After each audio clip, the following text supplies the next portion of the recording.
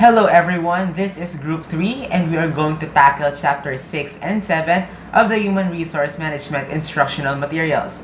Chapter 6 talks about performance management and Chapter 7 talks about employee development, both of which works hand in hand in order to create a sound and effective human resource management system.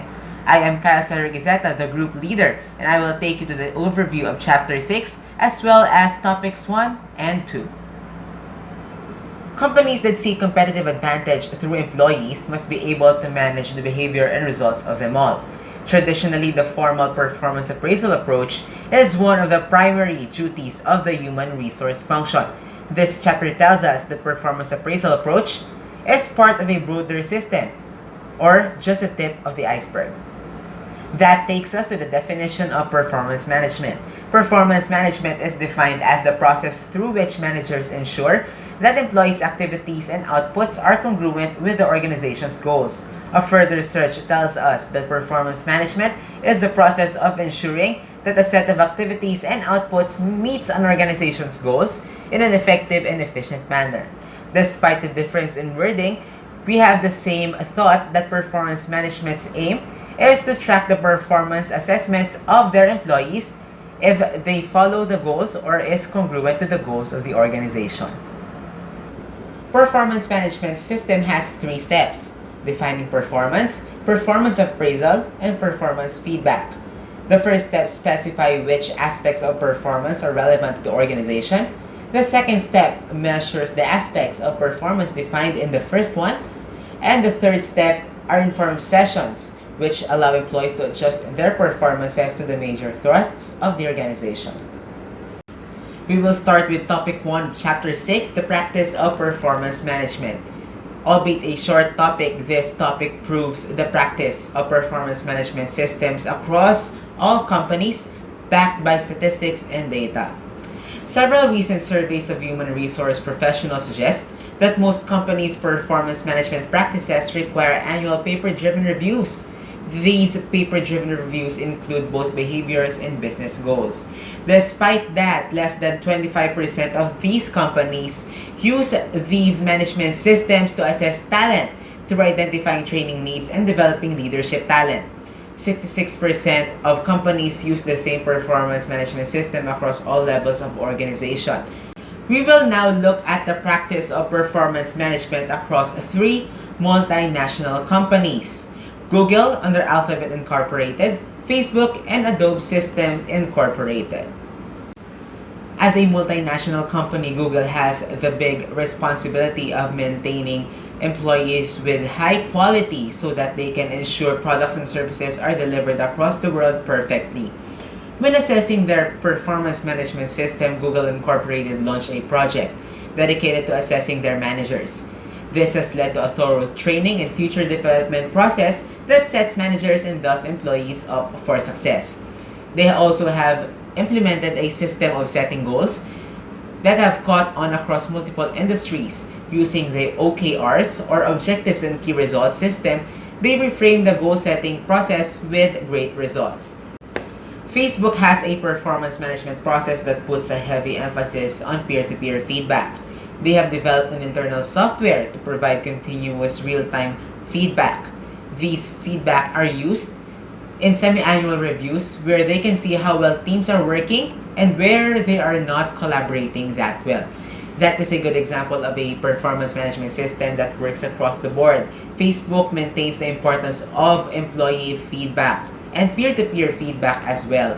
And the introduction of their internal application can observe or can monitor the status of their employees so that the problems cannot be problems and they can be solved as fast as they can.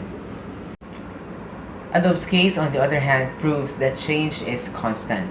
Before, they spent 80,000 hours a year on performance appraisals.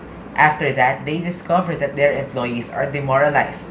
As a result, turnovers are increasing in their company. Because of that, they have implemented change across the board by training managers in performing frequent check-ins and offering actionable guidance. The management has also introduced pulse surveys to which leaders use to make sure that they lead their team well. This is a great example also of a performance management system that adjusts to the thrusts of the organization and of course to their employees as well. Because of the change in their system, in their performance management system, the employees have observed that their management has taken care of them more by giving them actionable guidance whenever they fail on certain objectives of the corporation. We will now proceed to topic 2, which will discuss the process of performance management. Performance management is a science, that's why it follows a process. This process ensures that performance management systems work to the advantage of the corporation and the employees as well. Although performance management does include once or twice a year formal appraisal or evaluation, effective performance management is, as what I said earlier, a process, not an event. This process ensures that the performance of employees goes at par with the thrusts of the organization as defined earlier. The first step is we need to define performance outcomes for the company, division, and department. The first step in performance management process starts with understanding and identifying important performance outcomes or results. Typically, these outcomes or results benefit customers, employees, and their peers, and the organization itself. The first step is important because before we manage something, we need to identify what is there to be managed. The second step is to develop employee goals, behaviors, and actions to achieve outcomes. In here, we will understand the process or how to achieve the goals that we have identified in the first step. This includes identifying measurable goals, behaviors, and activities that will help the employee achieve the performance results that we want to achieve. The step number 3 is to provide support and ongoing performance discussions. Of course, communication is a two-way process. In this case, managers and employees need to communicate in order to figure out what is there to be done, what is being done greatly, and what is there to improve. In this way, the process of performance management will become easier for both parties. Step 4, we will be evaluating performance. This is a sort of a check and balance between the manager and the employee because this step, after identifying, after assessing, and frequent communication from both of them, it is this step that will assess that if the targeted goals are met or if the actual goal or the actual performance of the employee needs more improvement in order to achieve the targeted goals of the organization. The final steps involve step 5, which is to identify improvements needed, and step 6, to provide consequences for performance results. In conclusion, it is important to realize that what employees achieve or fail to achieve will be attributed to the name of the organization you are working with. These will help shape changes in the organizational business strategy and performance goals in the ongoing performance management process. Overall, the performance management cycle is a great tool to identify, assess, and evaluate the employee's performance should they be given a tough job. It is also a great tool to find improvements in their performance, and should there be a grave mistake, it can also be used to identify the consequences or sanctions to be given to the employee to rectify those mistakes. It is also important that we assess the same performance management cycle we are using, such as what Adobe Incorporated has done. It is important because evaluating the effectiveness of the performance management system is necessary because needed changes can be vital for the performance management system to work better than usual. This could include gathering comments about the managers' and employees' concerns about the system, analyzing rating data to determine if they are being affected by rating errors, reviewing objectives for their quality, and studying the relationship between employees meeting objectives, department, and organizational results. Finally, the performance management process ensures that the employee's performance should be at par or more than par with the organization's standards, thereby ensuring the organization's way to success. The discussion continues with topic 3 with the next reporter. Good day everyone, I'm Maria Rebecca Sihamo and I'm here to present the third and fourth topic under the performance management. So let's start off with the third topic, which is about the purposes of performance management. So here there are three broad purposes, which is the strategic, administrative, and developmental. Now let's start off with the first, which is the strategic purpose. So this means that effective performance management helps the organization achieve its business objectives. So how? So it does this by linking the employees' behavior with the organization's goals. So how do they link this? First, they set up the expectation for each employee. So they does this by defining the results, behaviors, and employee characteristics that are deemed necessary in carrying out those strategies. And the second one would be measuring the employee's performance. So here they would know the expectations that are met and are not being met. So in turn, the company could make corrective actions. So corrective actions may be in the form of incentives or trainings. So here, the last two, which is the measurement and the feedback system, will be very important as it will maximize the extent in which the employees exhibit the necessary characteristics that are needed to get the desired results.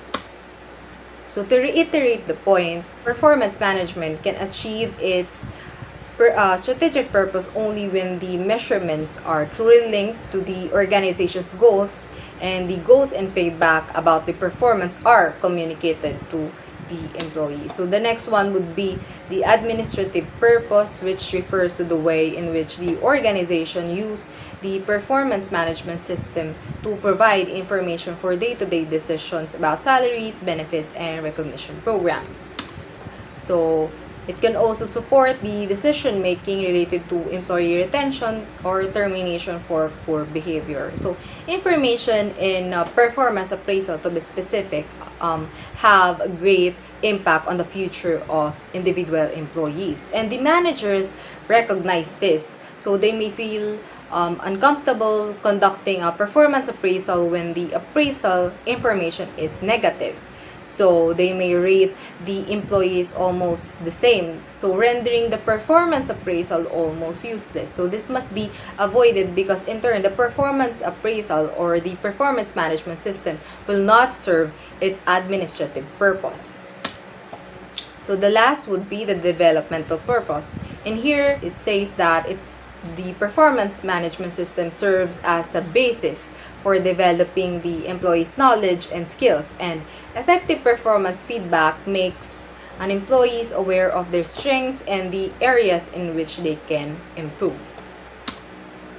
So now we start off with the fourth topic, which is about the performance measures criteria. So here, there are several criteria that determine the effectiveness of performance measures. So there are strategic congruence, validity, reliability, acceptability, and specificity. So the first one would be strategic congruence. So a performance management system should aim at achieving the employee behaviors and attitudes that would support the organization's goals, strategies, and culture. So if a company, for example, emphasizes in a customer service, then its performance management system should define the kinds of behavior that would contribute to a good customer service. So if you have a specific strategy, then the performance management system should revolve around it. So if there are changes in the organization's strategy, then the performance management system should alongside it will change, so to serve the new strategy. Then the next one would be validity.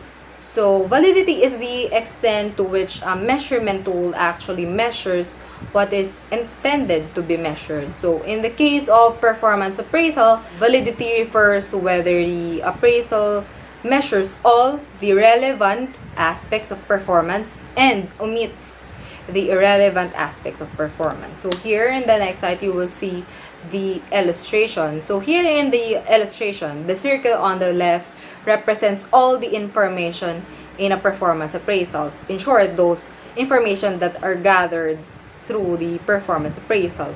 And the circle on the right represents all relevant measures of job performance that may be not gathered, but they are relevant. So the overlap of the circle contains the valid information. So information that is gathered but is relevant is contamination. So for example, comparing sales people based on how many calls they make to customers could be contaminated measures. Why? Because making a lot of calls does not necessarily improve sales or customer satisfaction.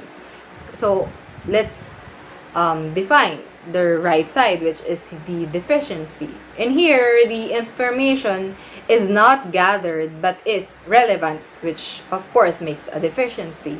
So, for example, a company measures whether employees have good attendance records but does not measure whether they work efficiently, then we have a deficiency because this is a limited performance appraisal, which is unlikely to provide the full picture of employees' contribution to the company.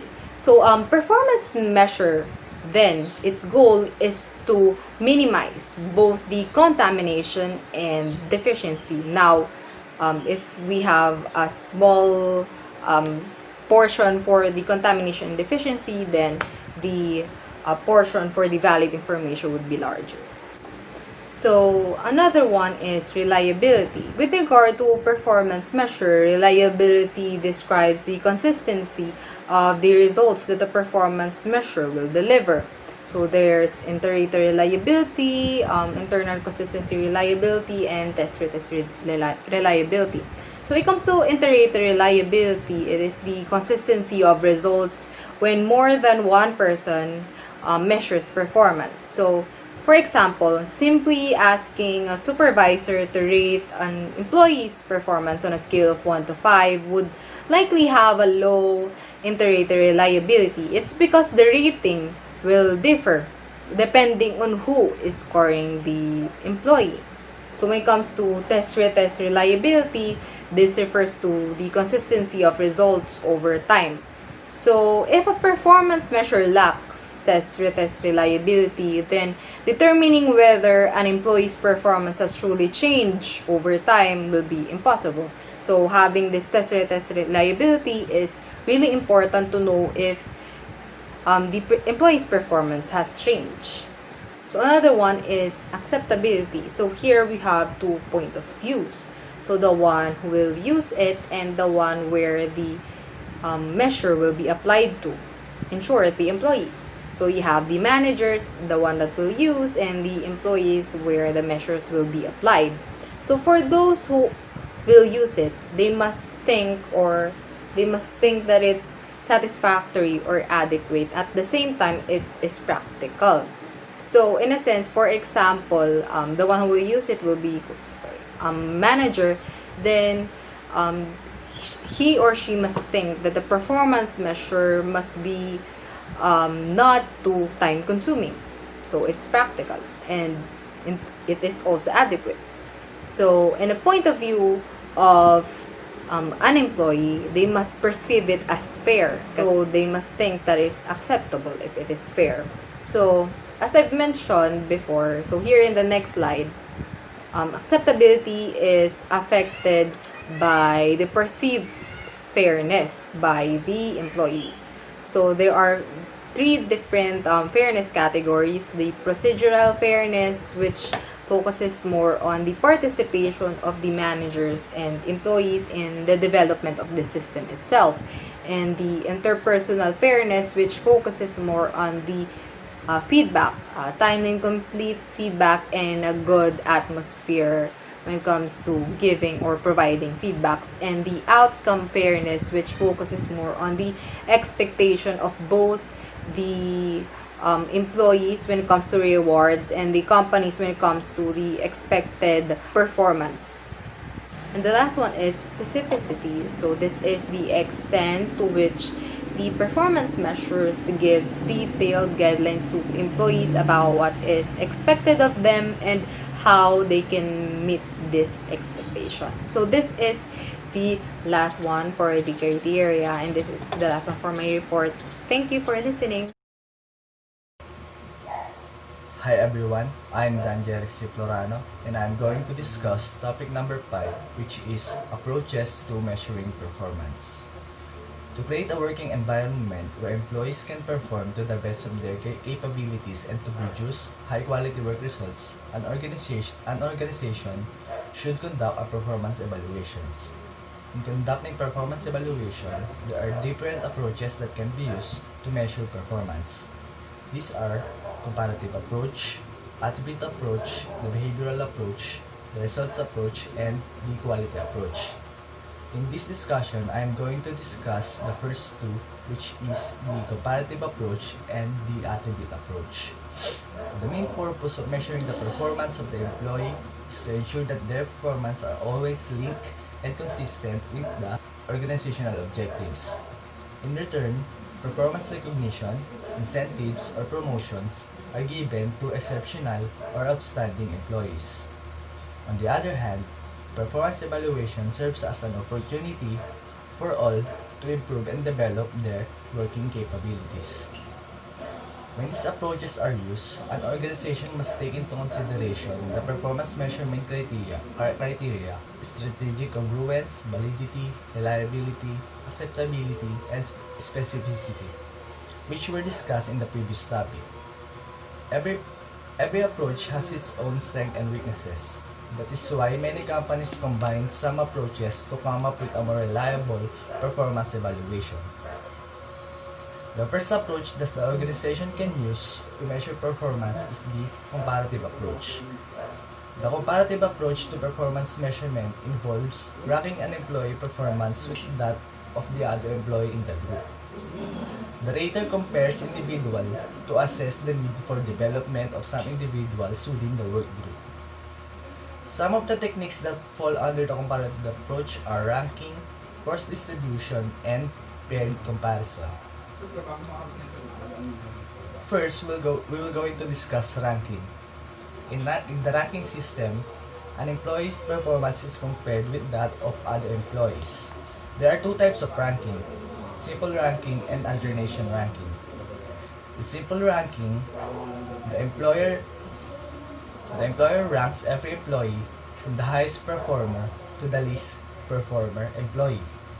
On the other hand, alternation ranking consists of a manager looking at a list of employees and then deciding who is the best employee, and then crossing his or her name out of the list, and then choose from the remaining list the least performing employee, and then crossing its name out, and then ranking his or her. For example, if the HR manager have 5 employees, he will then choose from the 5 the top performer and then process its name out and ranking number 1.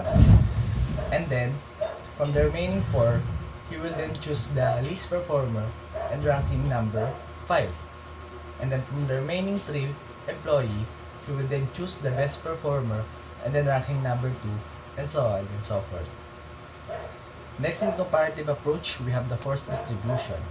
This is the second technique in comparative approach that use a ranking format, but employees are ranked in group or clusters.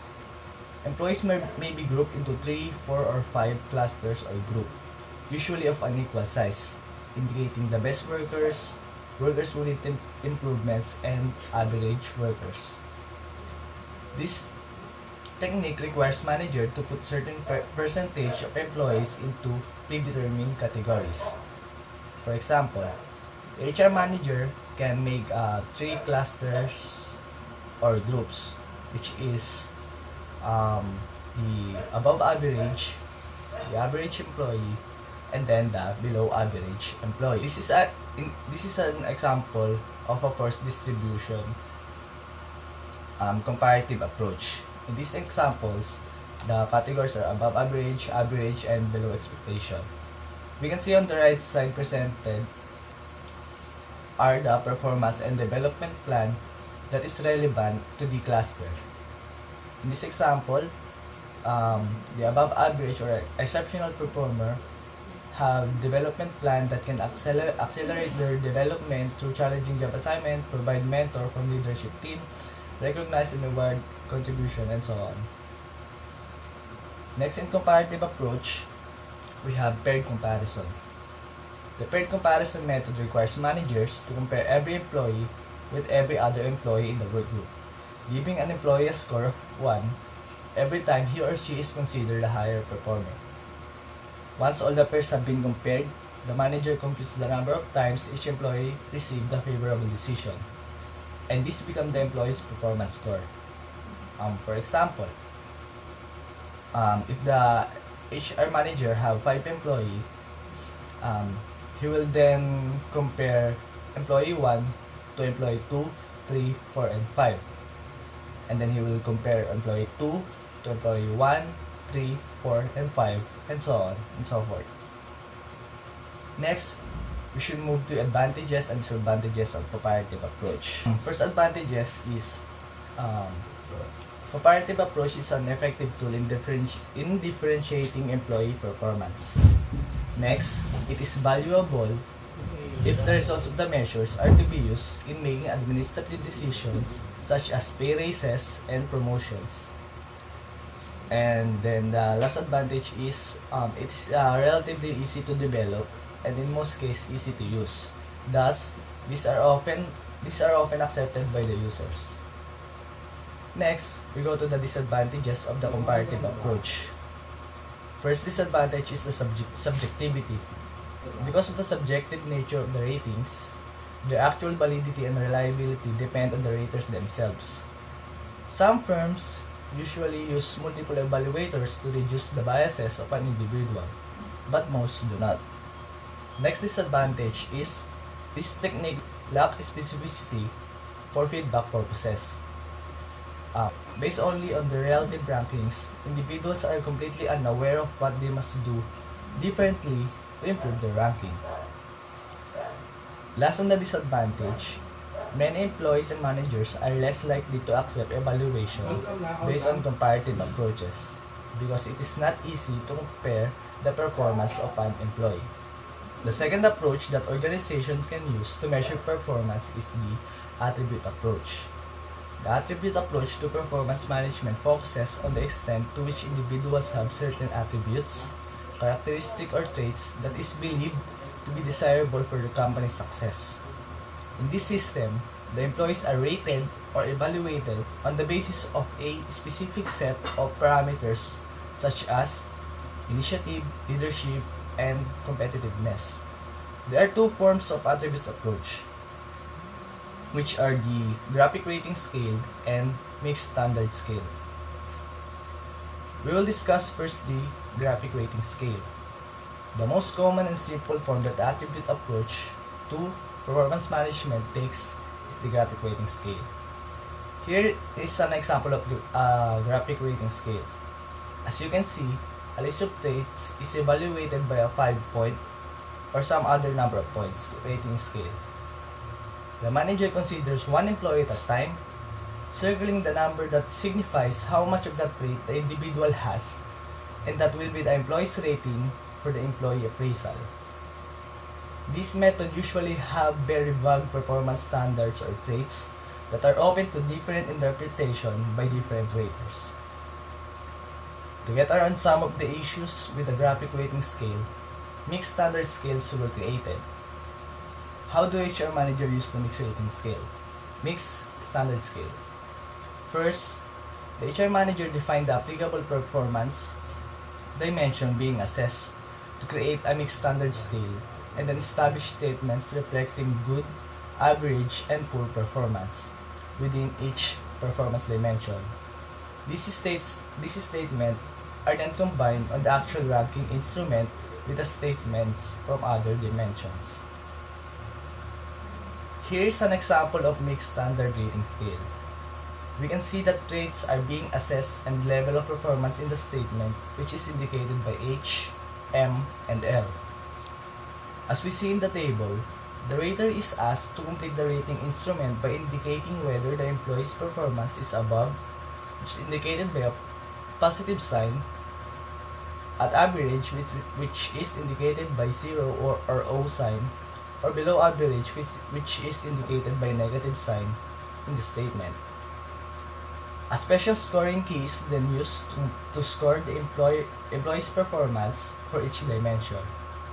Thus, for example, an employee below all three statements is given a rating of 1. This scoring is applied to all the dimensions to determine an overall performance score. Next, we move on to the advantage of attribute approach. First advantage is it is quite easy to develop and are generalizable across a variety of jobs, strategies, and organization. Next advantage, if much attention is devoted to identifying those attributes relevant to job performance and carefully defining them on the rating instrument, they can be as reliable and valid as more elaborate measurement techniques. Next, we go to the disadvantage of the attribute approach. These methods usually have a very vague performance standards that are open to different interpretation by different raters. Because of this, different raters often provide extremely different ratings and rankings. The result is that both the validity and the reliability of these methods are usually low.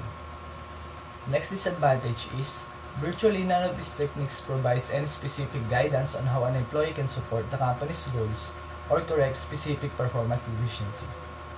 That's all. Thank you for watching. I am Marjorie Gahana and I'm going to discuss the other three approaches to measuring performance. This is the continuation to the discussion of the previous presenter. First is the behavioral approach. This approach focuses specifically on the behavior that the employee engages in. This approach attempts to define the behaviors that an employee must exhibit to be effective in a job. After defining the behaviors using various techniques, the managers will then assess the extent to which the employees exhibits them. Behaviorally anchored rating scales, or bars, is one of the techniques that relies on this approach. Bars is specifically designed to define performance dimensions using behavioral anchors or examples of behaviors that is associated with different level of performance. This is an example of bars. As you can see, there is 7 dimensions, and in each dimension, there are several behavioral anchors written on it, or examples of behaviors that can be found in an employee. To develop a bars, there are only 2 steps to be followed. The first one is to gather critical incidents that reflects the ineffective or effective practices or performances in the job.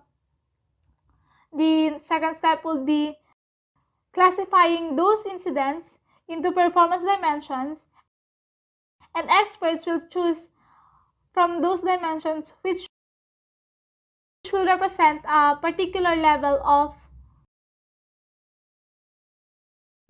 performance, which will then be used as behavioral examples to guide the rater or the manager. The manager needs to assess the employee and determine where the employee belongs among those dimensions. The advantage of using bars is that there is an increase in inter-rater reliability by providing clear definitions of what the performance are.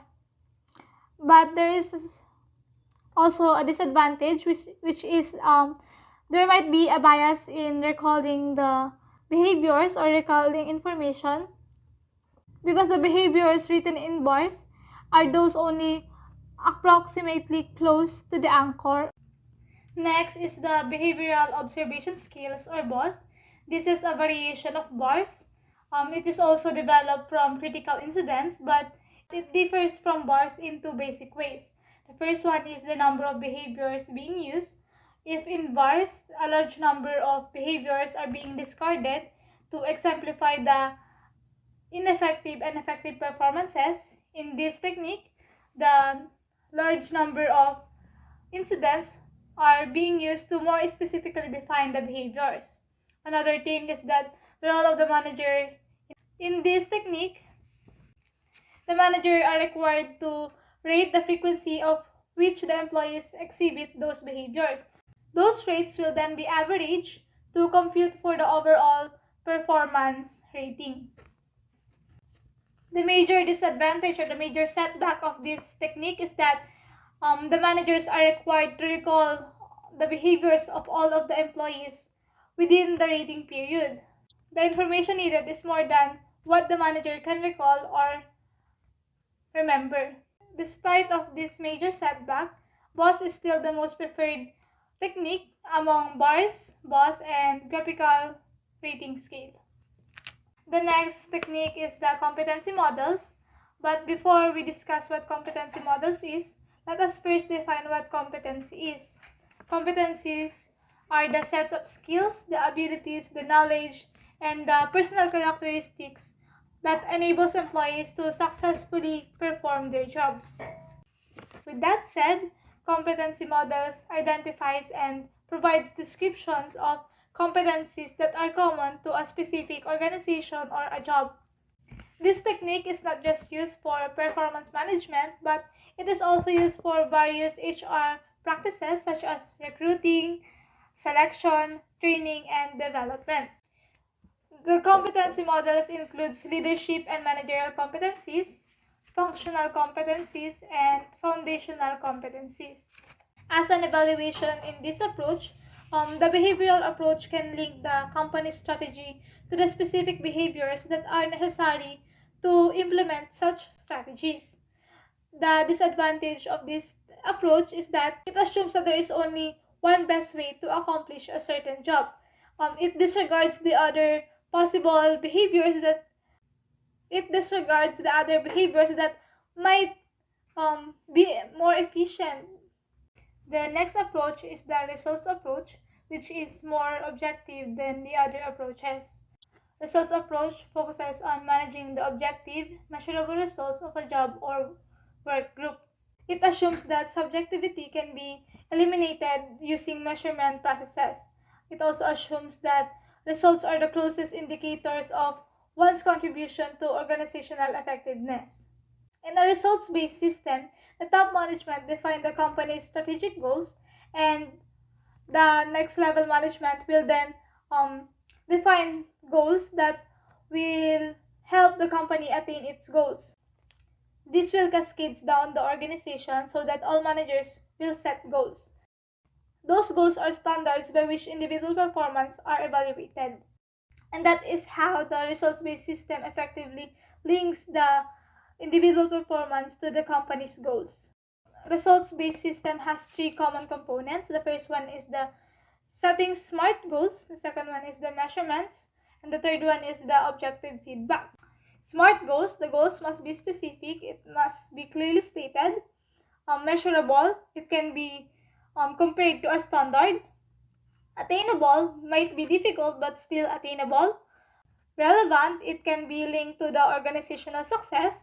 And lastly, timely, it is measured in deadline and due date. The next one is the measurements. Measurements, the measurements that can be used for goals are timeliness, the quality, the quantity, and the financial metrics. And lastly, the objective feedback of the manager, which is given throughout the rating period. Under this approach, there are two performance management systems. The first one is the balance approach, which measures the performance and has four perspectives of performance, namely financial, customer, internal operations, learning, and growth. Financial perspective focuses on creating sustainable growth in a shareholder value. It indicates whether the strategy and operations adds value to the shareholders or the financial health of an organization. The next one is the customer perspective, or simply it defines value for customer, or how well the strategy and operations adds value to the customers. The third one is the internal operations perspective, which focuses on processes that influence customer satisfaction. And finally, the learning and growth perspective. It focuses on the strength of the company for innovation and long-term growth. The balanced scorecard provides a holistic view of business value through these four perspectives. Productivity Measurement and Evaluation System, or PROMES. Its main goal is to motivate the employees to improve team or company level productivity. It is a means for measuring and feeding back productivity information to the employees. PROMES consists of four steps. The first step is that people in an organization will identify the products, or the activities, or the objectives that the company expects to accomplish. The productivity of the organization depends on how well they produce such products. Second, the staff defines indicators of the product. Indicators are measures of how well the product is being created. Third, the staff establishes the contingencies between the amount of the indicators and the level of evaluation associated with that amount. And fourth, a feedback system is being developed. The system provides the employees a specific level of performance on each of the indicators. An overall productivity score can be computed by summing the effectiveness scores across the various indicators. As an evaluation in this approach, it minimizes the subjectivity by relying on objective and quantifiable measurements. But still, objective measurement can be both contaminated and deficient. The last approach that I'm going to discuss is the quality approach. This approach's primary goal is to improve customer satisfaction.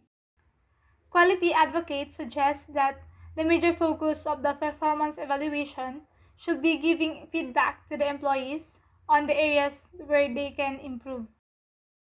There are two necessary feedbacks that should be given to the employees. First is the subjective feedback. This feedback is about the personal qualities of the employee. This will be from the managers, the peers, or the customers. The second feedback is the objective feedback, based on the work process itself using the statistical quality control methods. People Development System, or PDS, is designed to ensure that learning and development align with business strategy and drive business results while ensuring employees have the skills to succeed in their current and future jobs.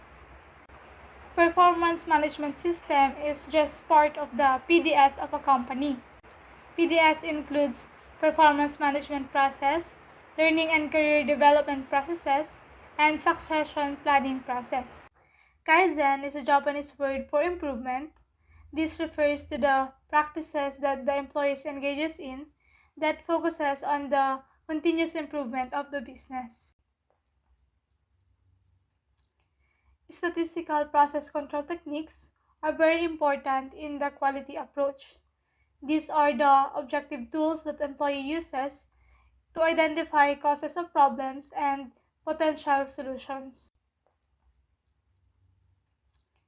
Statistical process control techniques are very important in the quality approach. These are the objective tools that employee uses to identify causes of problems and potential solutions. Process flow analysis identifies each action and decision necessary to complete the work. This is useful in determining redundancy in the process that increases manufacturing or service time. In cause and effect diagram, events that causes undesirable outcomes are being identified. As you can see in the bottom right corner of this presentation, the box which an arrow is pointing to is where the undesirable outcome is being putted, and the other boxes is where the possible causes are written. That diagram is also known as the fishbone diagram. Pareto chart highlights the most important cause of a problem. In a Pareto chart, causes are listed in a decreasing order of importance, or the frequency with which that cause resulted into a problem. The assumption of Pareto analysis is that majority of the problems are the result of small number of causes. Control charts involve collecting data at multiple points in time. By doing so, the employees can identify what factors resulted into that outcome and when they tend to occur. Histogram displays distribution of large sets of data. Data are grouped into smaller categories or classes. Histograms are useful for understanding the amount of variance between an outcome and the expected value or average outcome. Scattergram shows the relationship between two variables, events, or different pieces of data. It helps the employees to determine whether the relationships are positive, negative, or zero. And lastly, the evaluation for the quality approach. Quality approach relies primarily on the combination of attribute and results approach in performance management. The disadvantage of this approach is that it advocates the evaluation of personal traits, which is hard to relate to job performance. And that is all for the topic number 5 of chapter number 6, approaches to measuring performance. Good day everyone, I'm Zephora Termino from Group 3 and today I will be talking about two topics under Chapter 6. So the first topic that I will be discussing is Topic 6, which is entitled Choosing a Source for Performance Information. So the managers gather information from multiple sources. This data can be used in assessing and evaluating the performances and behaviors of each employee. They can also be used as a basis during goal setting when having appraisal meetings. So there are 5 primary sources for performance information, which are the managers, the peers, the subordinates, the self, and the customers. The most often used source of performance information are the managers since they have wide knowledge on the job requirements of the employees. The disadvantage is the existence of biases and favoritisms, which might affect the ratings of employees who have closer relationship to them. Another disadvantage is that manager handles multiple employees. The managers cannot always closely monitor the day-to-day performances of each and every individual. The second one are the peers. Co-employees spend most of their time working together, so they were able to observe how each one of them behaves and performs. The ratings might be affected by favoritisms and rivalries towards other coworkers. Subordinates are the ones who experience and sees how the managers treats the employees under them. Subordinates involve upward feedback wherein the employees are the ones who will rate their managers. But personal grudges or closer relationship within managers might affect the way the employees give their ratings.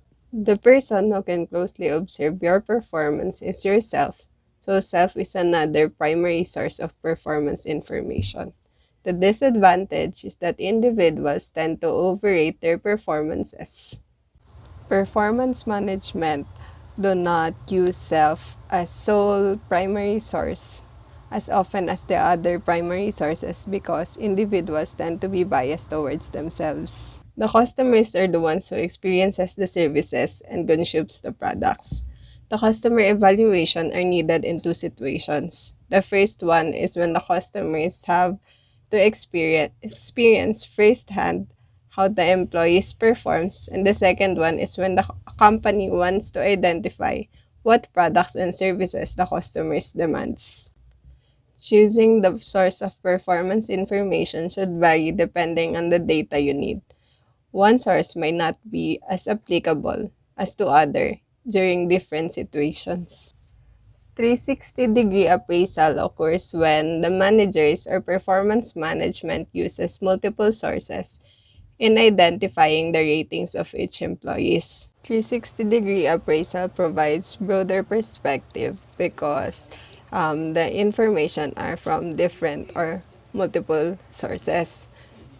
This also is another reason why 360-degree appraisal have been a trend in different organizations during the recent years. The second topic that I will be discussing today is topic 7, which is entitled The Use of Technology in Performance Management. Technology is used in wide variety of activities which then affected the way performance management systems are performed nowadays. There are 4 ways in which technology have influenced performance management system. The first one is that Nowadays, companies are using paperless online-based performance management system which provides greater access to information towards employees and managers. The second one is social performance management, wherein employees are encouraged to use social media sites in gathering data and feedbacks. LinkedIn, Twitter, and Facebook is also used as a means of exchanging information. The next one is gamification, which is a performance management approach which aims to make job requirements fun, effective, and inclusive. Gamification strategy will not work if the manager is the only one who's into the idea. The employees of the team must be cooperative for it to be a successful implementation. The next one is the use of electronic tracking system, which ensures that employees do not access web pages which do not have relation towards their works. Electronic tracking and monitoring system has negative impact towards employees because they feel like they are being monitored and watched even if they're not doing anything wrong. There are several different types of rating errors, which include similar to me, wherein you give higher ratings towards employees who have the same characteristics and traits as you. The second one is contrast, wherein ratings are based on comparing two different individuals. The third one is leniency, wherein you don't focus on performance. You give high ratings towards each and every employee. The fourth rating error is strictness, which is the opposite of leniency, wherein no matter how good the performance is, you'll still give low ratings. Central tendency, on the other hand, tends to provide average ratings no matter how good or bad the performance is. Halo occurs when you provide high ratings towards employees who have positive impressions. The opposite of halo is horns, wherein you provide low ratings towards employees who have negative impressions. This rating error often occurs because the assessors do not have an objective criteria on how to properly evaluate. Appraisal politics usually occurs due to competing rating goals, or another reason is direct or personal link towards evaluators. So the evaluators will distort the result of the rating for personal and company goals. There are three approaches to reducing error. The first one is rater error training, wherein the managers should be aware of the existing errors, and they should also be able to create strategies to ensure that these errors would less likely occur in the future. The second one is rater accuracy training, wherein the raters should be familiar with high, low, and middle performance type of evaluations. The third one is calibration meetings, wherein the raters should be able to provide evidence and discuss how they ended up rating another employee. To ensure that no appraisal politics or distortion should occur, the manager should be able to provide a good environment towards their employees. They should be able to give an objective criteria on how to properly evaluate. They should be able to give accessible information towards employees. Acts such as appraisal politics should not be tolerated, and employees who deserve credit should be credited so that they will be motivated to perform better. And the last one is they should be open to feedback and criticisms, and they should also encourage the employees to be open to feedback and criticisms. That is the end of my report, and thank you for listening. Morning, I'm Jayshel Dalete, here to tackle Chapter 6, Topic 8, Performance Feedback. After defining the expected performance and measuring the employee's performance, it is necessary to provide the performance information back to the employee for them to correct any deficiencies.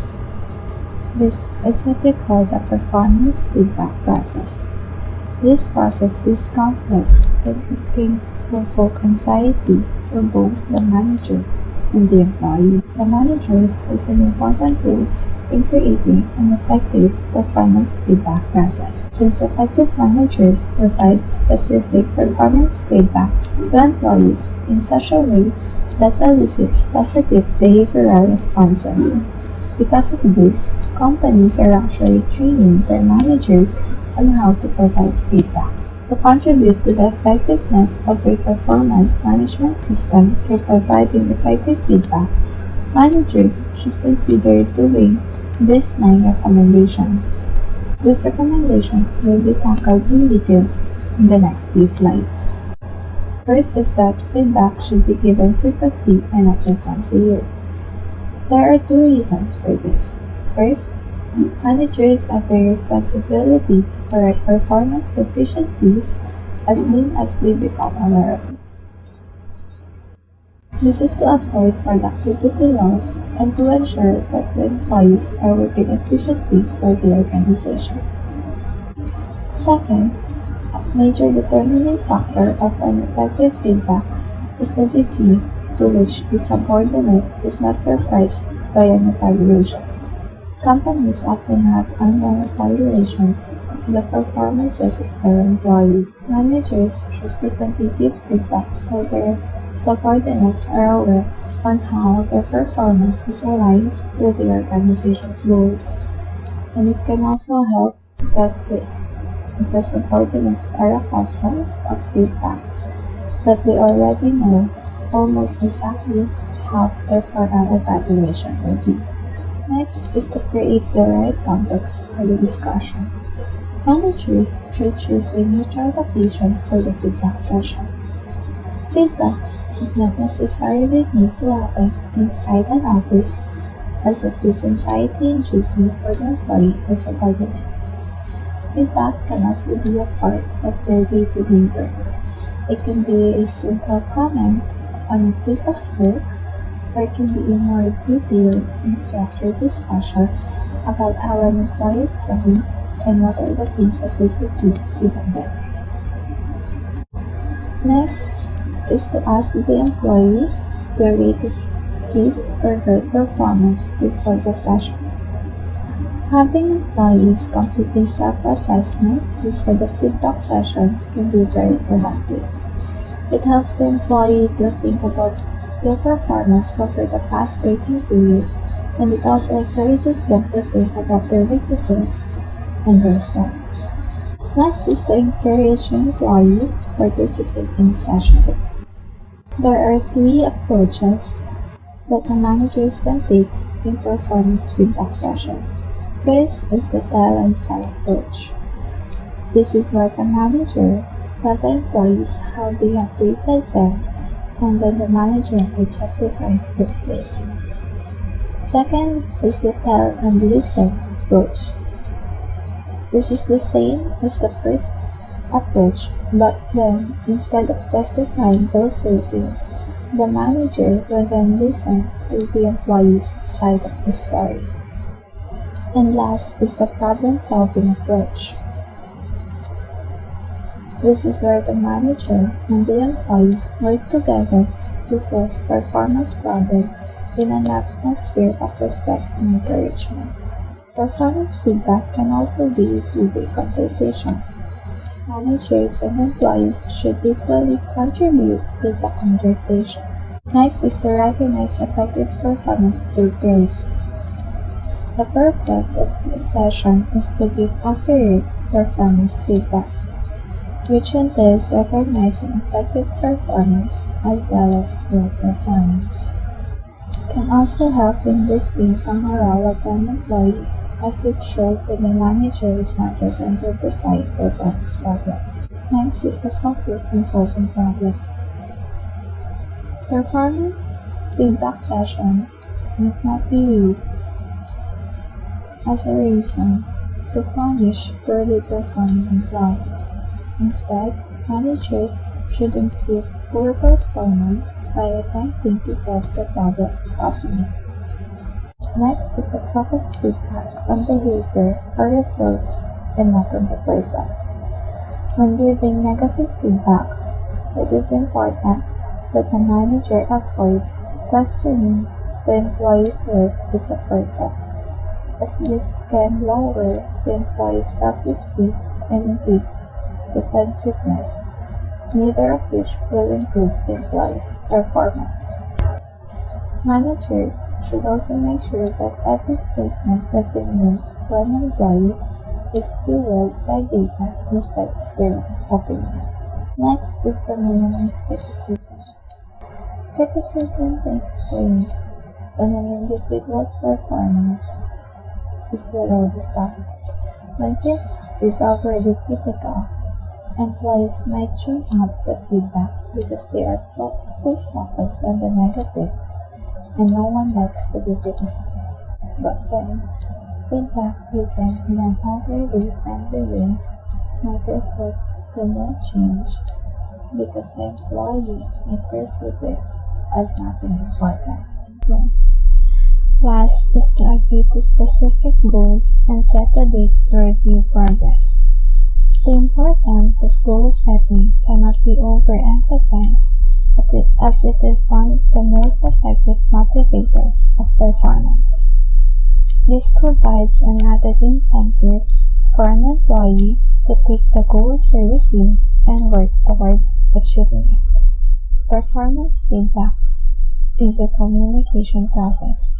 It should be ongoing, meaning as adjustments are made based on the information exchanged between the manager and the employee, there should be regular follow-up dialogue to determine success. Feedback is designed to know where things are right and where they are going wrong. That means that the leader may need to be patient as new habits are developed and the learning curves for new skills are overcome. Other than understanding how to effectively give employees performance feedbacks, managers also need to be able to diagnose the cause of the performance problems and take action to improve and maintain employee performance, since giving performance feedback might not be sufficient enough. When diagnosing the causes of poor performance, it is important that the manager considers whether the poor performance is detrimental to the business. The manager should be able to determine whether the performance is critical to completing the job and if it affects the business results. If it is detrimental, the next step of the manager then is to conduct a performance analysis. This figure shows the different factors that should be considered in analyzing poor performance. The different factors are the input, employee characteristics, feedback, performance standards or goals, and consequences. For example, the manager decided to conduct a performance analysis for an employee who has shown poor performance over the period. The manager then determines that the employee can recognize what he is supposed to do. He has been given feedback and he knows the consequences that are aligned with good performance, but he lacks the necessary skills and knowledge needed in order to meet the set standards. The manager then has to decide whether to give the employee a training or to move the employee at another department where his skills are fit, or to discharge the employee from the company and make sure that the selection method for the next employee measures the level of knowledge and skills needed to perform the job. Good day everyone, I am Raquel Ruthimapidis and I am going to discuss topics 1 and 2 of Chapter 7, which is about employee development. Chapter 7 will include what employee development is, employees' development needs and the purpose of development, the relationship between development, training, and careers, the steps of the development planning process, employee and company responsibilities at each step will be emphasized. We will also discuss the development approaches including formal education, assessment, job experiences, and interpersonal relationships, the type of skills, knowledge, and behaviors that are strengthened by each development method, and their special issues in employee development. So first, let us define employee development. Employee development is a joint initiative of the employee as well as the employer to upgrade the existing skills and knowledge of an individual. It is of utmost importance for employees to keep themselves abreast with the latest developments in the industry to survive the fierce competition. If you are not aware of what is happening around you, even before you realize, you would be out of the game. Upgrading knowledge is essential to live with the changes of time. Employee development helps in developing and nurturing employees for them to become reliable resources and eventually benefit the organization.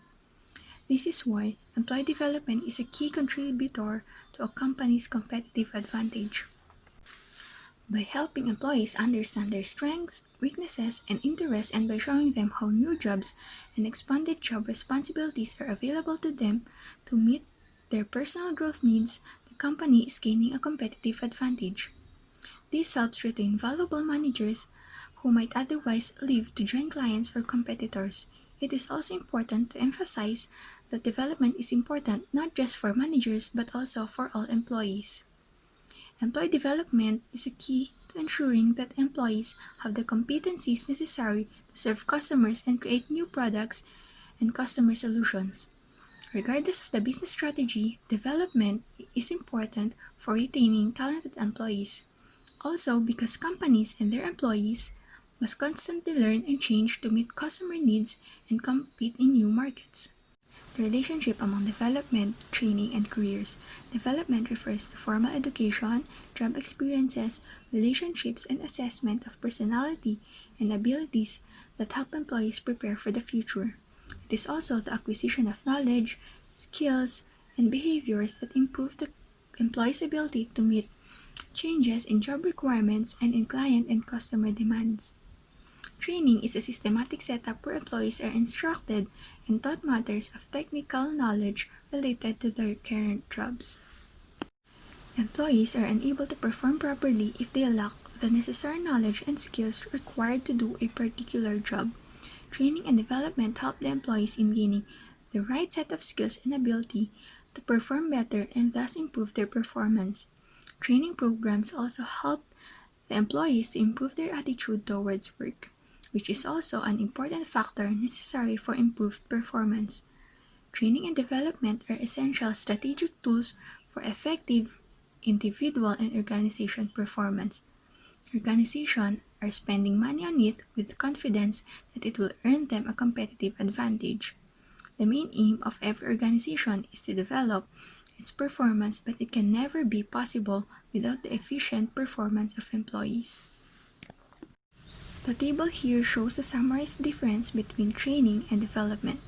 Training focuses on helping employees' performance in their current jobs, while development prepares them for other positions in the company and increases their ability to move into jobs that may not yet exist. Because it is future-oriented, it involves learning that is not necessarily related to the employee's current job. Development also helps employees prepare for changes in their current jobs that may result from new technology, work designs, new customers, or new product markets. But it's important to note that as training continues to become more strategic, that is, related to business goals, the distinction between training and development will blur. Both training and development will be required and will focus on current and future personal and company needs. Development and careers. Today's careers are known as Protean careers. A Protean career is based on self-direction with the goal of psychological success in one's work.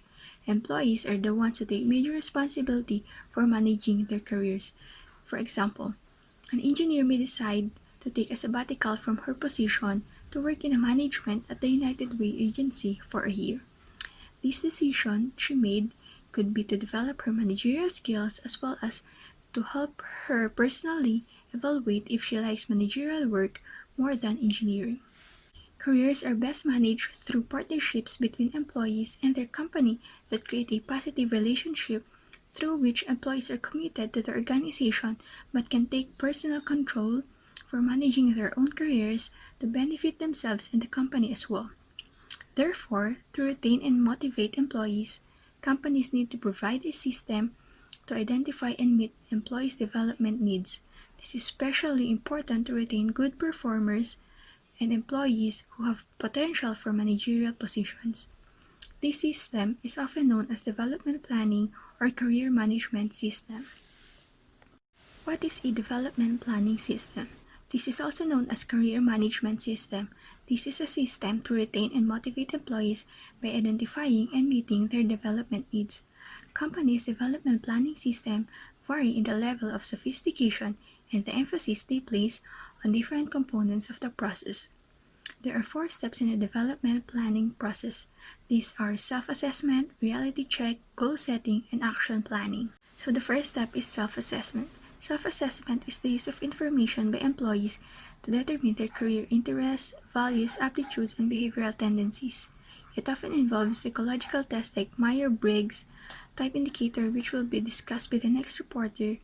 Another psychological test is Strong-Campbell Interest Inventory, which helps employees identify their occupational and job interests, and the self-directed search, which identifies employees' preferences for working in different types of environments, like sales, counseling, landscaping, and so on. Tests may also help employees identify the relative values they place on work and leisure activities. Through the assessment, a development need can be identified. This need can result from gaps between current skills and/or interest and the type of work or position the employee wants.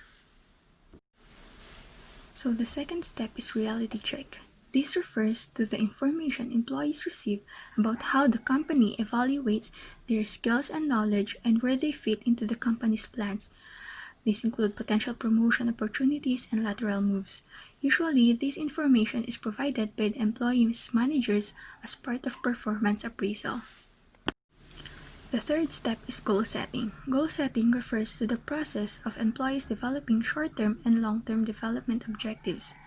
These goals usually relate to desired positions, like becoming sales manager within 3 years, or level of skill application like use of one's budgeting skills to improve the unit's cash flow problems, work setting like moving to work corporate marketing within 2 years, or skill acquisition like learning how to use the company's human resource information system. These goals are usually discussed with the manager and written into a development plan. The final step of the development planning process is action planning. During this phase, employees complete an action plan. An action plan is a written strategy that employees use to determine how they will achieve their short-term and long-term career goals.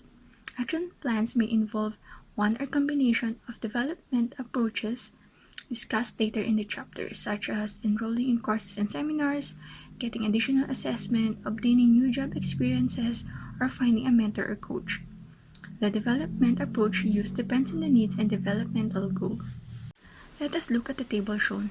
We can see the 4 steps in the development planning process and the responsibilities of the employees and company at each step. In the self-assessment, the employee responsibility is to identify opportunity and their needs to improve. The company's responsibility is to provide assessment information to identify the employee's strengths, weaknesses, interests, and values. In the reality check, the employees are responsible in identifying what needs are realistic to develop. The company's responsibility is to communicate performance evaluation where employees fit in long-range plans of the company, changes in industry, profession, and workplace.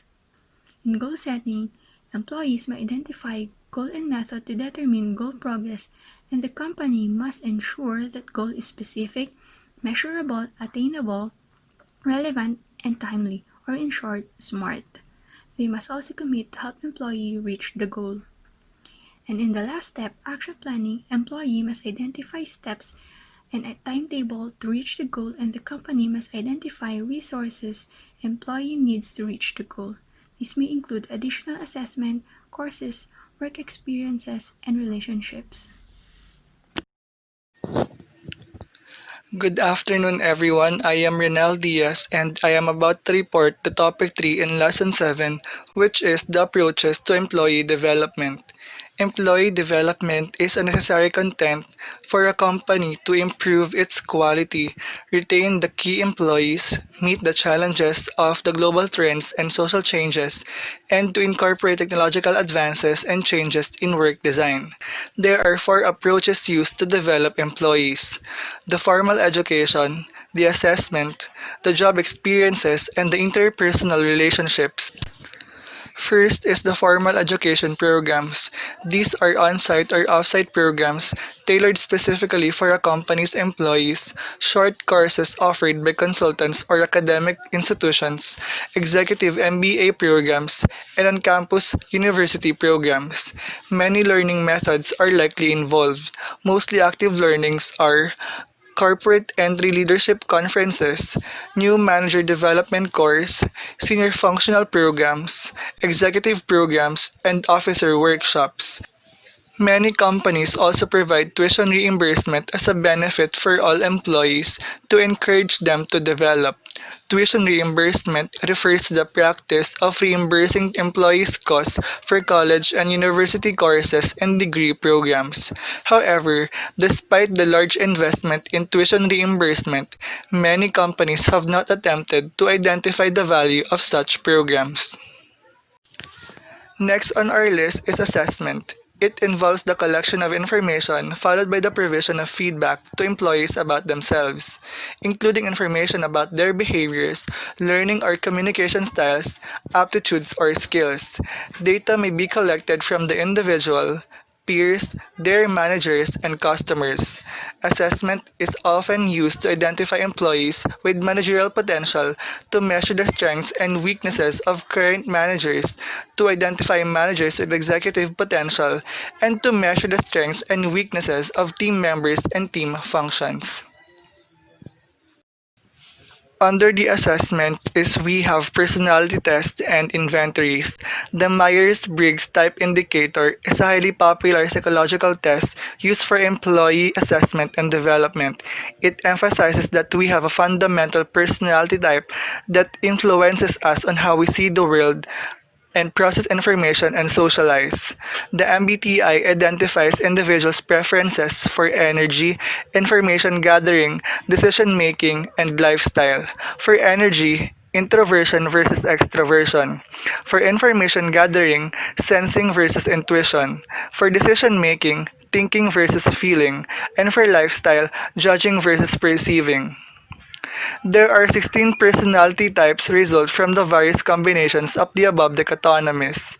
The MBTI is used to understand communication, team dynamics, work styles, and leadership styles. Next is the assessment center. It refers to a process involving multiple raters or assessors on multiple exercises or activities. The entire process is usually conducted off-site. The outcomes include identifying managerial potential in terms of personality characteristics, administrative skills, and interpersonal skills, and identifying employees with team skills. The exercises include the following: leaderless group discussion, in basket, and role plays. The leaderless group discussion involving a team of employees who must solve an assigned problem in a given amount of time. An in basket, which is a simulation of managers' administrative tasks which must be addressed. And role plays, typically involving the participant playing the part of a manager in a predetermined situation which must be resolved. The personality, interest, and ability tests may also be included in assessment center. And lastly, for the assessment is the performance appraisal. It refers to the process of measuring employees' performance, and there are different approaches included. First is ranking employees, rating employees' work behaviors, rating employees' traits, and measuring results of work performance.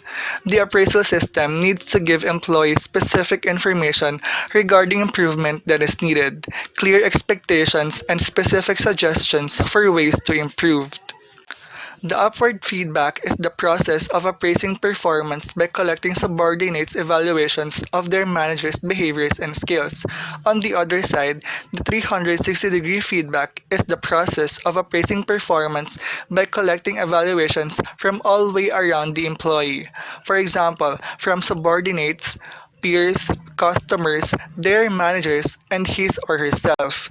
These different perspectives can be compared and create a summary of perspective on the employee's summary performance. The third approach is job experience. Job experiences are problems, demands, responsibilities, tasks, relationships, and other features the employees deal with in their jobs. It is assumed that job experiences are most likely to be developmental when there is a mismatch between the employee's skills and experience and those required for the job. It is called stretch assignment. Stretching in the job forces the employee to learn new skills. In addition, we have job enlargement. It involves adding challenges or new responsibilities to an employee's current job in order for the employee to learn and grow. Moreover, we have job rotation. It involves moving employees through various job assignments in various functional areas within one functional area of the company or within a work team. The last approach is interpersonal relationships.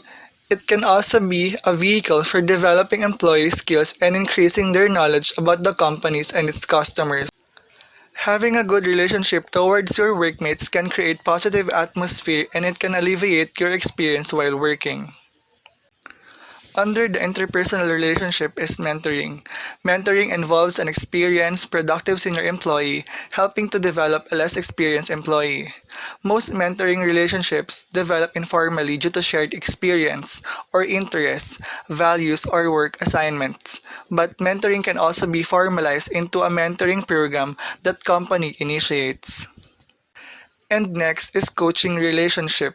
A coach is a peer or manager who works directly with an employee to help him or her develop skills, generate his or her motivation, and provide reinforcement and feedback. To sum things up, in Chapter 7, it is really important that the company knows its prioritization, and employee development should be one of its priorities. The development planning process involves identifying employees' development needs, choosing goals, identifying the necessary actions for the employer and the employee to achieve those goals, determining how it will be established that the goals were or were not met, and setting a timetable meeting the goals. To end, the approaches are just guides and may not be sufficient by itself, so the company must prioritize the development of their employees because after all, they will benefit from them.